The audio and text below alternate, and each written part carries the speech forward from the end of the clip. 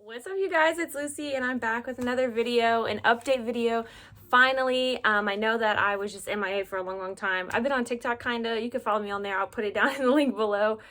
Kind of two totally different worlds, TikTok versus here, but I'm finally back with this video, and I know that it's long awaited, and I've been telling you guys in the comments I'm gonna give it to you for a really long time, so I'm gonna just get right into it. Update on Wellbutrin. I am actually no longer taking Wellbutrin, and I will tell you all about it. So when did I stop taking it would be the first question.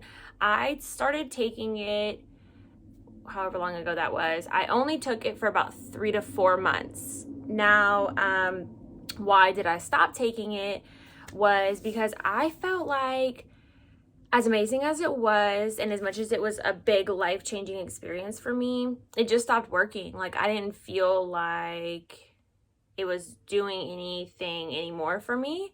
I felt like, now maybe that could have been just the big change from how depressed and how much I was struggling, and then feeling so great, like, for pretty quickly, for a while, that maybe I was looking for that big change still and I wasn't getting it. I'm not exactly sure, but to be honest, I just didn't feel like it was working for me anymore. Now, did I regress and that's why I didn't feel like that? No, I didn't regress. I kept doing really well. I just felt like it wasn't because of the medication anymore. And that can actually be something that's really dangerous with certain medications. Any medication, consult your psychiatrist and see what they say about weaning you off. I was weaned off of it. I didn't just quit it cold turkey, which you cannot do with antidepressants at all. It doesn't matter what kind it is.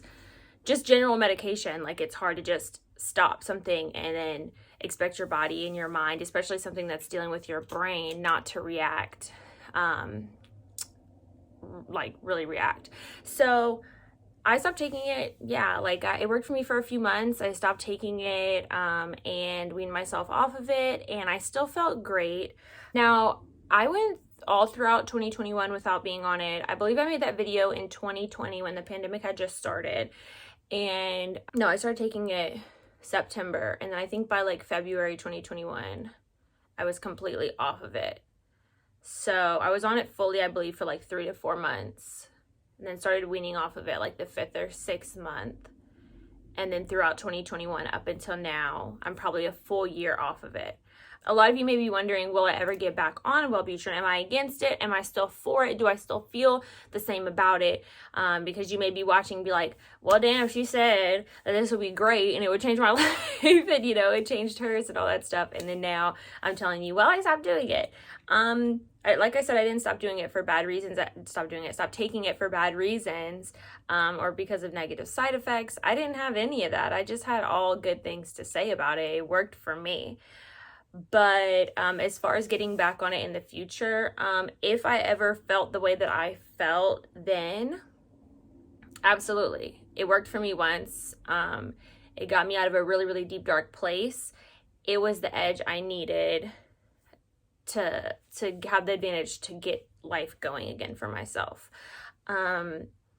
With that being said, I don't want you guys to interpret me as the type of person that is just like, I was a little sad for a little minute and now I'm great. Like, no, I really, really struggle with depression. Like, it's, and I'm like, ha ha ha, but I like to make light of my situations. But truthfully, depression has been something since I was 9 years old when I went through Hurricane Katrina. That's when it first started for me. I'm very prone to it.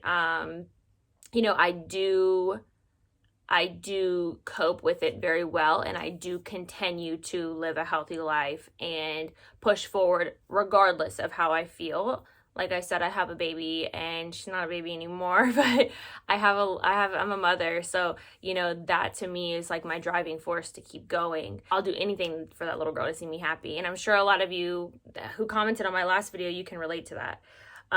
So if I ever needed to get back on it, I feel like, yeah, I would. I'm not against it. It's not a big deal to me. So what am I doing now? I don't have this medication that I'm taking that takes the edge off things for me. It wasn't working for me after a while. I don't know if it would work for me again. What do I do now to cope with my depression, anxiety, ADD, all of those things? What is my natural Wellbutrin now, or not natural Wellbutrin? So now I would say I have a little bit more of a routine. I try to have a little structure to my life. I'm a very eccentric person, and I'm very up and down. Like, I have days where I want to do everything. I have days where I want to do absolutely nothing, and I tend to be very lazy by nature. I just am. So but when I'm too lazy and things get away from me, my depression just spikes, my anxiety spikes because I'm depressed and I don't have things done. Like today, I stopped everything I was doing to make this video, and afterwards, I'm gonna go pick up my baby and I'm going to clean my house top to bottom and organize everything because it's just overdue. That's one thing. Your home, your space, it means everything. So I am trying to adopt better habits when it comes to that, and keeping everything organized and in tune. And that makes waking up and cleaning before I wake up. I mean, cleaning when I first wake up, cleaning before I go to bed, just a little bit, you know, just tidying up, wiping some things down so that when you wake up or when you go to sleep, you feel refreshed. You don't feel like you don't wake up with this big to-do list and your back's against the wall. It's not how it goes. Also, every day I take vitamins, and I know it sounds really like simple or whatever, but I definitely felt like my body was like depleted and my energy levels were low. So some of the vitamins I take, I can do a whole video on that, but and why I take all of them. But I take a probiotic. I drink probiotic, like the Kavita brand. I drink a probiotic. I take a probiotic. I have I'm on, I can never say it, spironolactone. It's for my acne. I'm breaking out really bad right now, as you can see. I'm trying to get those hormones under control. My acne medicine that I just started, I take that every day. I take gummy bear hair vitamins. I just love the way that they taste, and if they work for my hair, then even better. I'm trying to grow my hair out. Then I take vitamin C. I take either 1,000 to 2,000 milligrams of vitamin C a day. And I started about 2 months ago maca root and ashwagandha. That specifically I take for depression and anxiety. That is supposed to help. I also have 2 different tinctures that I take. One that's like, tinctures are like herbal type of thing, an herbal oil.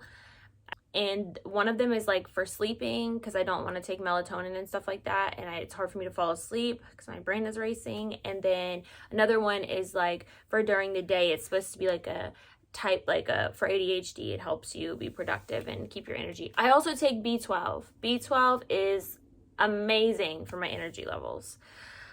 Other things I do, I started a habit tracker. So this month of February, I'm really trying to do everything on my habit tracker. I have like 10 things that I want to do every single day, and I try to do that, and marking them off the list helps me, because when you're depressed, it's hard to feel like you're doing anything right. You know, you don't even know where to start. Like, you don't know that, like, one of them is make my bed. Now my bed is not made very well. I just kind of threw it together, and I was on it and sitting on it and stuff, making my little notes. But every day, as soon as I wake up, like, I make my bed. It doesn't have to be perfect. It doesn't, but I've already done something. I wake up, I've already done something. When you have depression, it's hard to even know where to start. So I started my habits. And another thing that's really changed things for me is therapy. So I started therapy, which I was really hesitant because I don't have a good history with therapy. I had a not so great therapist before, so that was a hurdle for me. But I started therapy, and I started reading certain books, which I can do a video about those too. And all of these things combined have just been really refreshing for me, dealing with my depression, my anxiety, my ADHD. Every day, of course, there's going to be something that, I don't know, like, we're going to have good days and bad days. Every day there's going to be something you have to, like, retrain your brain to think differently. That's the thing. It's depression for me at this point in my life is all about the little things. I've always said little things add up to big things. The little things have contributed to me just getting into that crippled depression phase or anxiety, or, you know, just getting stuck, not knowing where to start. So when I have like this representation, like my habit tracker, where I can see, okay, I've done this, it's not necessarily outside gratification that I'm searching for, but it's interior, because I'm not giving myself enough credit. Like, I'm doing something, like I'm doing things every day, whether I feel like I'm not doing anything or not. Because for me, my depression, I would beat myself up a lot about like, oh my God, just snap out of it. Like, just get up and go. Just, you know, snap out of it. You can't live like this. And yeah, that's part of it, hyping yourself up. But the other part is the little things. They're really important, especially for me. You know, depression is not necessarily linear, you guys. It's life is not linear, you know? Like we're not on this like regular path that, you know, society likes to make you feel like you're supposed to be on. It's not what life's about. It's your journey. It's the way you choose to do things that is healthy and best for you and the people around you. And for me, depression looked like a really dark place that I couldn't seem to get out of, and I didn't know where to start. So I started with medication. After the medication helped me get a few steps up onto that ladder of like happiness, I chose to do what felt good and was good for me. And I'm just still doing that every single day.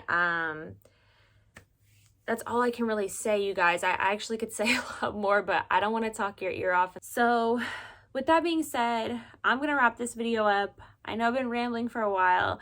I hope you guys can relate. I really want to be more consistent. This is about to be put on my habit tracker every day. Every day make a video. That would be really cool. I have a lot of good ideas. I'm going to actually get rid of my first 2 videos, and I'm just going to start with mental health videos. I also have a TikTok, you guys. It's a little different side of me that you can see. It's at Did You See Lucy? DIDYOUSEELUCY. My Instagram is at UCLucy, YOUSEELUCY. Why did I not know how to spell that? You see Lucy, Did You See Lucy? And then I'm here on YouTube. Like, comment, subscribe for me. Let me know if you watched my first video, and if you have more questions, I'll make a part 2 if I need to, because I know I kind of owe it to you guys. I took forever. So let me know what you'd like to see, what you want to talk about. I'm a very spiritual person. I'm very open. I'm open-minded. I'm down with whatever. So what you guys want to talk about, I'm here for you. I'm here for me. I'm here to try to make the world a better place. So whatever I can do to be a part of it, you guys, you let me know. All right. I'll see you in the next video. It'll be sooner than last time.